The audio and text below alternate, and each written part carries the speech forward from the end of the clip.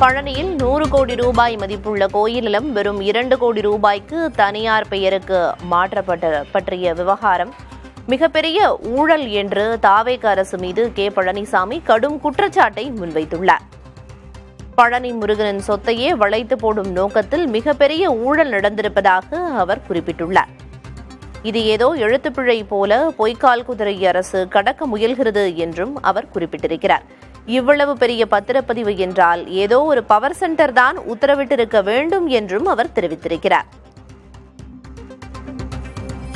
தான் மட்டுமே power centre என்று சொன்ன முதல்வரே இந்த ஊழலின் பின்னால் இருப்பது யார் என்ற கேள்வியையும் எழுப்பியிருக்கிறார் எடப்பாடி பழனிசாமி. அண்மை செய்தியாக பார்த்து வருகிறோம்.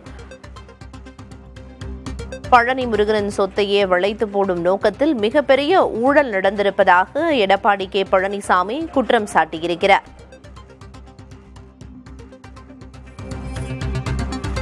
இந்த விவகாரம் தொடர்பாக சிபிஐ விசாரணையையும் கோரியிருக்கிறார் அவர். பழனி நில விவகாரம் மிகப்பெரிய ஊழல் என்ற குற்றச்சாட்டை முன்வைத்துள்ளார்.